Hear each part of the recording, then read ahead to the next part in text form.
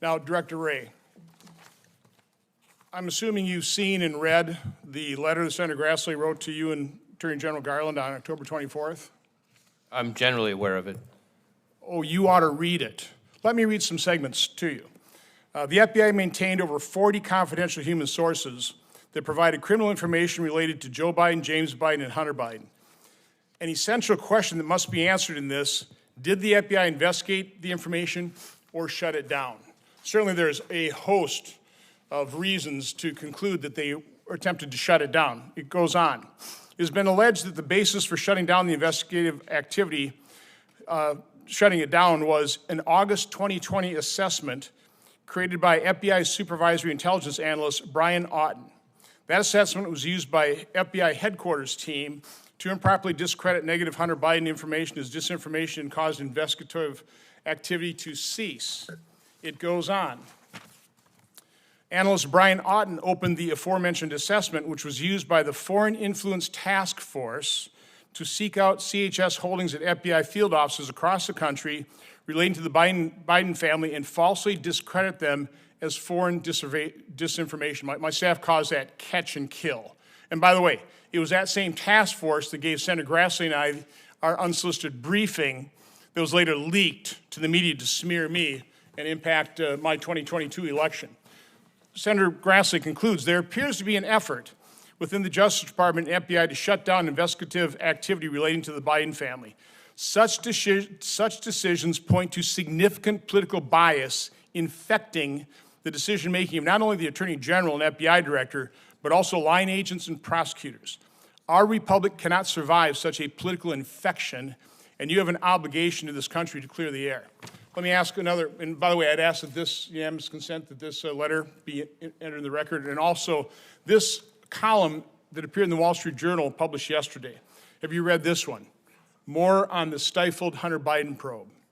I have seen that. Okay, we'll enter that in the record. Again, this column is written based on the October 23rd Judiciary Committee interview with former U.S. Attorney Scott Brady, who was tapped by Attorney General Barr to vet information related to Ukrainian corruption and pass along credible material to offices with ongoing investigations. I'll get some highlights here.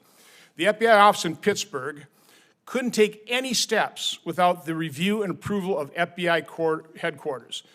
Mr. Brady describes a reluctance on the part of the FBI to really do any tasking related to allegations of Ukrainian corruption broadly, and then specifically anything that intersected with Hunter Biden and his role in Burisma.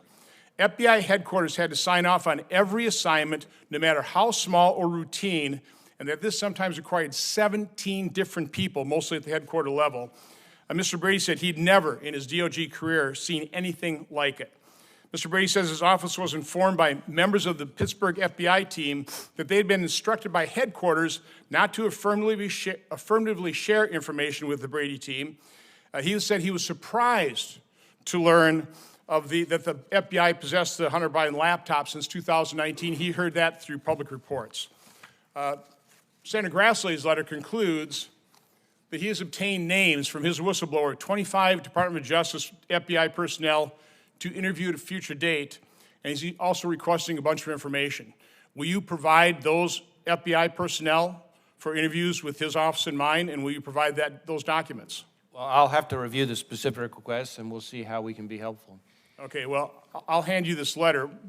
Final point I want to make. I was briefed a couple weeks ago by members of the FBI on what Senator Blumenthal are doing to try and unredact a lot of the information on the 9/11 event, okay? Now, the briefers seem to be people of integrity, like I think the vast majority of the men and women that work in the FBI, the 38,000 field agents. So again, they were people with integrity. The problem is that they gave me 3 different examples of redacted and then unredacted to explain it. And the redactions made sense of those 3 examples, but I had to make the point. The problem I have is I simply cannot trust what the FBI is providing me. And I don't say that with any joy in my heart. That's a travesty. The American people want to believe and have trust in the FBI. We want credibility and integrity restored to your institution. But Director Wray, you have not done that since assuming office. And I could go through a long laundry list of the reasons why that trust has been violated. I don't have it right now. I'm happy to sit down and meet with you and go over these things in detail, but I would say, because they asked me, what can we do to restore trust? Start being transparent. My final point is, and this is actually a question, why is it, and this makes no sense, I'm an elected U.S. Senator. I have the highest security clearance. Why is it that unelected members of the FBI can see the documents unredacted, but I can't, even in a secure briefing room?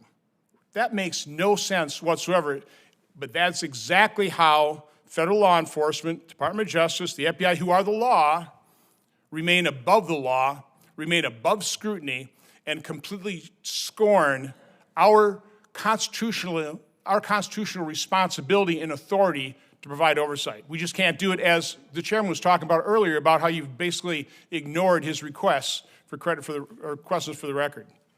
Mr. Chairman, may I respond? You may.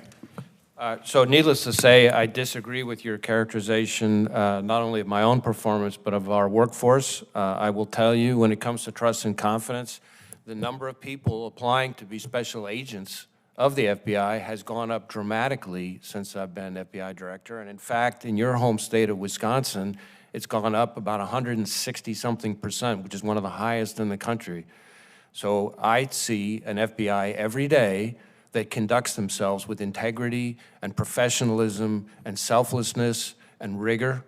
And I do not accept the characterization of our performance in this particular case. That is not how I characterized it. I'm talking about May partisanship I at finish, the top Mr. Chairman? with some specific partisan actors. I said the vast majority of the 38,000 are people of integrity. And the idea that I, as a Republican appointee and a lifelong Republican, am biased in the way that you are describing makes absolutely no sense. I'm happy to read you chapter and verse of all the reasons why that credibility has been destroyed.